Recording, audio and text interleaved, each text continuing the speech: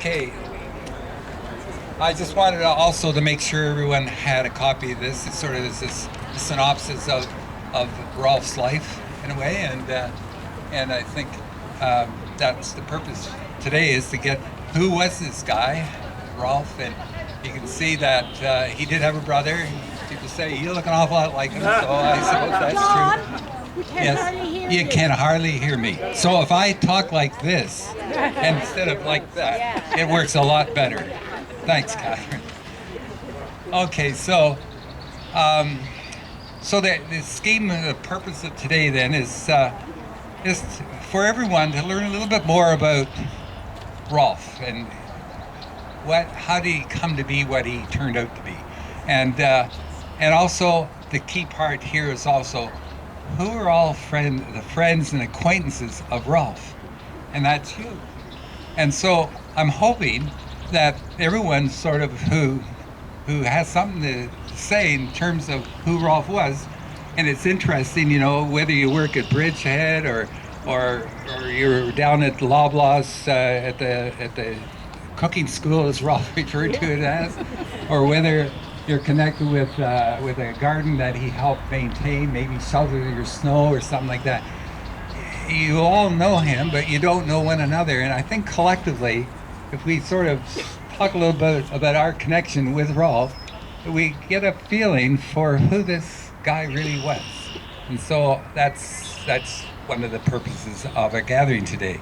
So hopefully we can be fairly sharp with that, and maybe that'll be 30 or so minutes because there aren't any chairs around, so it's not going to perhaps that comfortable. But the last part, we will examine the garden a little bit more because it meant so much to Rolf. So that's the general program, and John Schroff, who is very been connected with the garden for as long as Rolf, and there's a bench down in the corner there with John's name on it and Rolf's name on it. So who better to sort of give a short explanation on why we're here today, why the garden. So John? Thank you, John. It's an honor to be asked to come and speak on behalf of the Friends of Maple Lawn Garden. Now, can you all hear back there? Why don't people come in a little closer, because I'm not going to be the only one that's speaking. So if you want to come in around, there's lots of space up in front. This gives me the opportunity to talk about the Maple Lawn Church. Years ago, I kept talking about this place as Maple Lawn Church. It was a place where people came on Sunday mornings, and it had a community associated with it and a spiritual aspect to it as well. And as with any church, it's always the front rows or front pews that are empty, so come in if you can. Anyways. Excuse me, hold the mic closer, please. Hold the mic. Oh, does that work? That's what I would rather just shout. Anyway, again, on behalf of the Friends of Maple Lawn Garden, I've been asked to give you a brief synopsis of why we are actually in this place. There were three families who were responsible for, the property since the 1830s. So we're talking almost a 200-year history here in this place. We're talking about a 1-acre walled garden that dates from the 1830s when the front end of the house was finished by John Thompson, a Scottish immigrant. Eventually, and he was connected. The house was actually, it's interesting. I talk about, two things. A number of years ago, the CBC came to interview me on behalf of the Friends about why this place was important. And I said, it's important because it's still here. And you can tell the whole history of Bytown and ultimately Ottawa and the nation's capital right in this 1-acre garden. So the first family that were responsible for it, the Rochesters, had hired masons who were connected to the building of the Rideau Canal. They ultimately sold the property in the 1870s to the Cole family. And for anyone who knows their Quebec history, they had a very strong, Thomas Cole had a strong connection with Louis-Joseph Papineau, the great Quebecois patriot and nationalist. And then ultimately in the 1930s, the house was sold to the Rochester family, and it's because of their bequest to the federal government that we still have the property under the responsibility of the National Capital Commission today. Bringing it full circle, was interesting to read the biography of Rolf, because he actually knew Mrs. Rochester, who lived in the house until the late 1980s. And so that brings it to the Friends of Maple Lawn Garden history. The Friends group was established in 1993. It was the result of I'm going to say a conspiracy between Anne Faulkner and Nancy Smith, who knew each other from the Billings Estate Museum. And they brought people together. And last year we celebrated our 25th anniversary as a Friends group. And as John has already mentioned, Rolf was one of the charter members. And last August, in this garden, the NCC celebrated that 25-year anniversary, and particularly the 8 people who were still here from that original Friends group by bringing in benches and putting on plaques to the names of those 8, I'm going to say 8 remaining individuals. And as I also mentioned to John, and he's already mentioned it to you, in the back far corner where those 2 women are, is a bench that I share the name of Rolf Halmstead with. And it was quite an honor and a privilege, because it's my absolute favorite part of the garden, because when you sit in that bench and look back this way, you get a very clear sense of what this garden was intended to be and what it's all about. So a very high degree of integrity. I don't know that there's anything more at this point. All I will say is that the community of gardeners here, though, has long been established, and it's a wonderful group to be part of if anyone's interested in joining in. And I'll just say, because we've had a coolish spring, I guess the first weekend of June, first Sunday of June, we celebrate Doors Open here. And the garden should be a little further along, so you might want to come back and take a look at it at that point. But the fact of the matter that the garden is still here, and that the Friends group is just the latest in a continuum of stewards looking after it, I think speaks volumes to the people of that community, and specifically, and the reason why we're here today, Rolf's involvement and contribution over 26 years. So I'll hand it back to you. Thanks very much, John. So picking up on that vein of the garden and stuff, that's very much Rolf and my background. My father and my mother were both immigrants to Canada from Scandinavia in the 1920s, and really one of my dad's first jobs was working to build a botanical garden in Hamilton, in an old gravel pit that they fixed up to, one of the great gardens in the country today. And so from there, he was able to start his own landscape business and masonry business, and stone walls was one of his enjoyment. So it seemed very appropriate to be standing here amongst these fine stone walls. And so at one point we had a little nursery. This is all just the North York part of Toronto, it's Willowdale, which was really a rural area at that time. And so we had a bit of a garden nursery, and that was the place for Rolf and I to learn plants. They'd be coming in every spring, and so we had an acre of land, and it was always to look after it and grow things, and so that's very much part of Rolf and my background, and so, but life was more than that for Rolf. He was, I think, brought up in a rather ordinary situation. My father loved the outdoors, and he particularly fishing. He loved fishing, so he had friends up by the edge of Algonquin Park, Sand Lake, around Kearney, north of Huntsville. We were always there, it seemed, and so that's Rolf and fishing. I was cool on fishing. I thought it was sort of being mean to the fish, but anyway, Rolf and my dad, and so that was very important for Rolf to get out.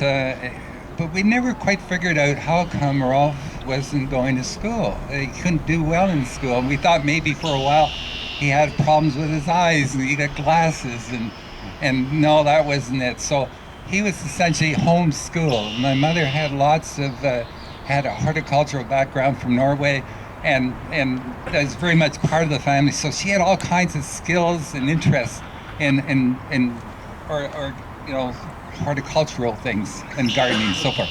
So anyway, that homeschooled. So what's that all about? It's a bit cooler today, but back then my mother was always concerned. Oh, Rolf is in school, and you know what a shame this is going to be, and how will he ever get enjoyment of life? But then they thought that she had TB, and it was a scar, I guess, from earlier years. But she had to go to the sanatorium in Toronto for 2 years. So what to do with Rolf? And I was about 16, and he's about 12 or so. And so anyway, somebody got the bright idea. We'll send him to Smiths Falls to the hospital there. And he's had to spend 2 years there until they decided my mother did not have TB and that he could come back home. But that was a very sad time because Rolf, they used him as really maintenance person at the hospital, and he was indoors most of the time, and so when he came back home, by then the family had moved to Stouffville, and it was a rural area, and we said, what can we do? And now it became at that time farms for handicapped people, and giving them some skills, and we thought that was a great direction to go. So we built a big shed and said, okay, now we'll start raising rabbits. And so these were New Zealand whites, beautiful thing, and when you ate them, you wouldn't know the difference between a chicken and a rabbit, quite frankly. But it was a great experience for Rolf because eventually he got 100 of these rabbits, and so he had to keep records, so that helped him learn how to print and write. He had to keep track of the sales and stuff, and so there was numbers. He had to have responsibility, you know, to feed them and everything, so he developed that. He had to meet the people who wanted to buy the rabbits, so that gave him another opportunity to engage with both. So this went on for about 4 or 5 years, and gave him great confidence that he could do something. And the local farmers thought, well, okay, let's give Rolf a chance to help out around the farms. And so one farmer had quite a few Arabian horses, and they were sort of cantankerous things, you know, they were touchy. And the farmer was really somewhat skeptical that Rolf might be able to handle this. But it was amazing. He went in there, no horse ever tried to kick him or anything like that. And he was able to muck out the stalls, and the animals seemed to appreciate him. And that had been the case with the rabbits. So, and we'd always had a German Shepherd when he was growing up, so he was used to the animals. So animals became a very important part for Rolf, and he somehow sensed that he and animals worked out well together. So anyway, when my father passed away, my mother and I, Rolf came to Ottawa and moved to Plaza Towers. And one of the first things they did was, of course, get out and let's see what's going on in the neighborhood. And one day they walked by on the sidewalk there, and they looked in and saw Mrs. Rochester doing something, and they said, well, there's an older lady doing, and my mother, of course, is curious about the garden, and Rolf soon became sort of regular to help out in any job that this older lady wouldn't be able to handle. And so that went on for a couple of years at least. I'm not too sure the time span, but Rolf and my mother became very much part of this garden at that time. And then, of course, it went into dormancy and eventually resurfaced, as John has explained. So that's sort of Rolf's background and his connection with animals. And surprising, you know, he's not that well coordinated, but he learned how to ride a bike, and coming to Ottawa was a great thing because in Stouffville, driving the back roads, and he broke his arm, and, you know, and it was a concern. So coming here, this was an emancipation for him to be able to go out and on his own terms, rather than saying, okay, it looks safe now, you can go. Here he could pick a little bit of independence and go for a bike ride. And soon Dow's Lake and the canal and the flowers, those were his favorite places to visit. And so that gave it a sense of independence. He loved the canal. Believe it or not, Rolf was a pretty good skater, and so he could do these things, and he wanted to do. And I guess I've always got to admit, you can't forget sports. Hockey, especially, was very important for Rolf. That was his passion that he watched and participated in for years. And also cribbage. That was something. We always had a game of cribbage before he went to bed. And people were surprised. Rolf was cribbage. Oh yeah, he was quiet, but he didn't forget too much. And I think Eileen expressed it well. Rolf, he heard everything, said nothing, and smiled. And that way you never got in trouble with anyone. So anyway, that's so Rolf has a very, I think, average, normal background of doing different things. And so then here, he came here and I was able to use these skills. And it was not tricky. That Lachlan, Mr. and Mrs. Lachlan, lived up in Byron and by McKellar Park. And he just simply walked by one day, soon after arriving here, and saw Mrs. Lachlan carrying some leaves out for garbage. He asked whether he could help. And yes, and then it was, maybe, it was an opportunity to cut the grass, an opportunity to shovel the snow. Mrs. Lachlan passed, and poor Carl was in the house, and he had limitations in his ability to move, and it needed a lot of support.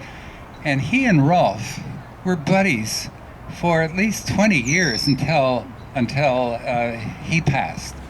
But Rolf learned a lot, how to go to the bank and get money, how to go shopping and get things. And so Carl meant a lot to him. And Ruth, over in Roosevelt, he stayed with her until the very end, and when she passed. And then Mrs. Badham and her daughter is here today, Daphne. It was key for Mrs. Badham to stay in her house until the very end. So he did these things, and then eventually he met Mo Atella, and Mo was terrific in introducing him to the skills of the street. And he found he got involved with the Christmas party that Mo always had for people at Newport, and so he was part of that. And then he ran errands for Mo to go to the bank to get change and a variety. And he could see how Mo seemed to be able to connect with everyone.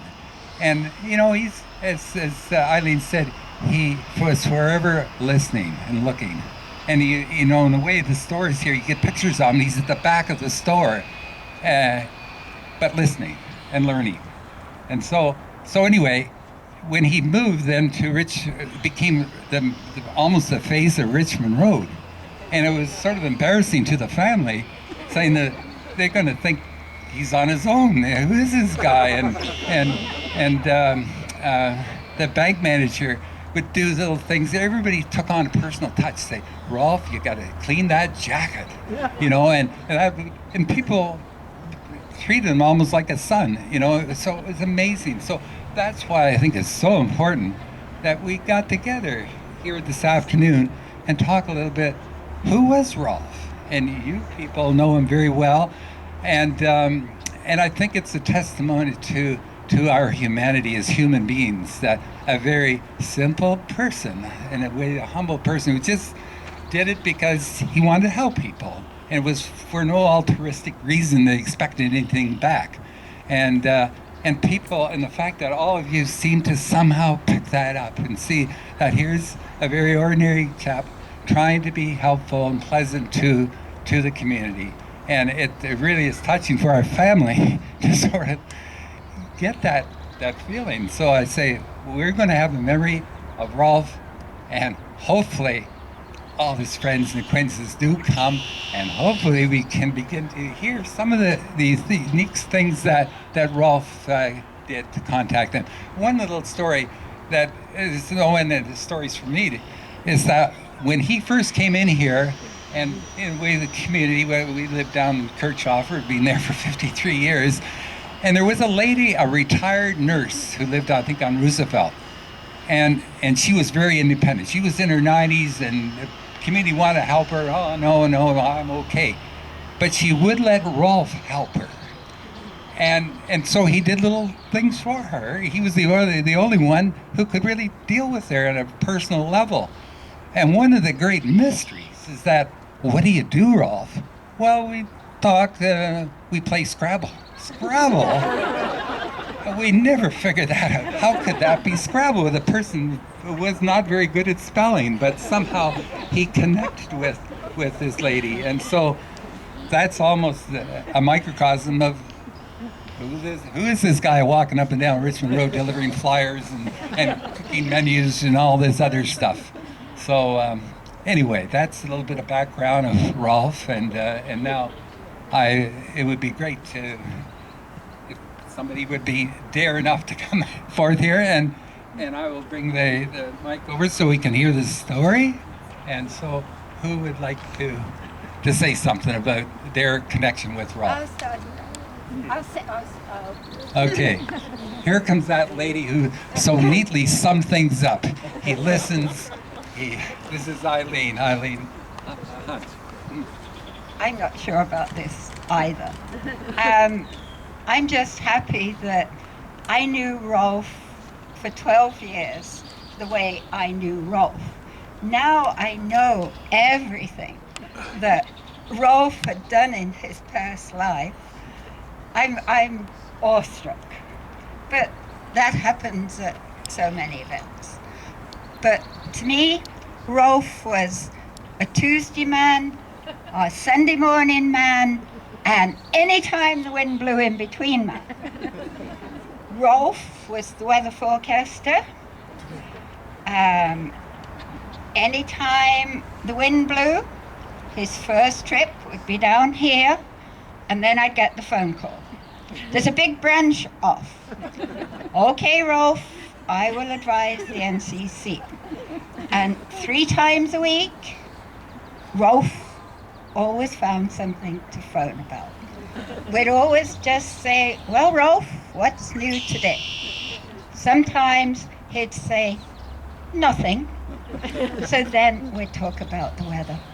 But last year had to be one of the best years of Rolf's life. And from the moment we mentioned anniversary, Rolf loved an occasion. Rolf loved food. He just loved one event leading to another event,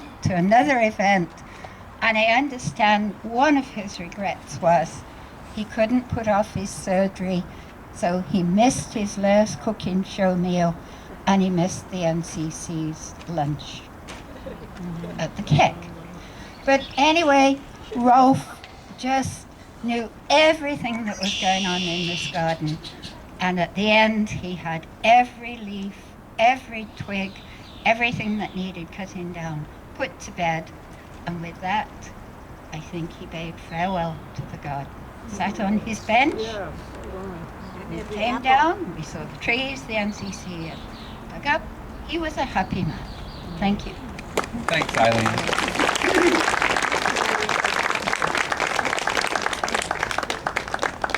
Anybody else? Helen. Here comes another person, Eileen and Helen.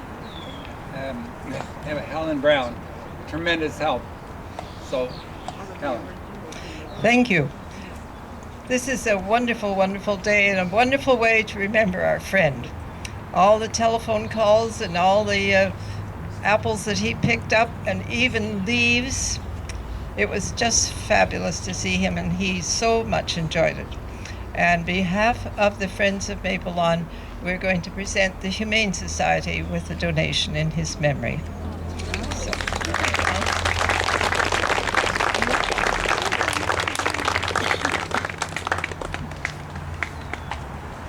Anybody with those dogs? We got to talk more about dogs. Sarah?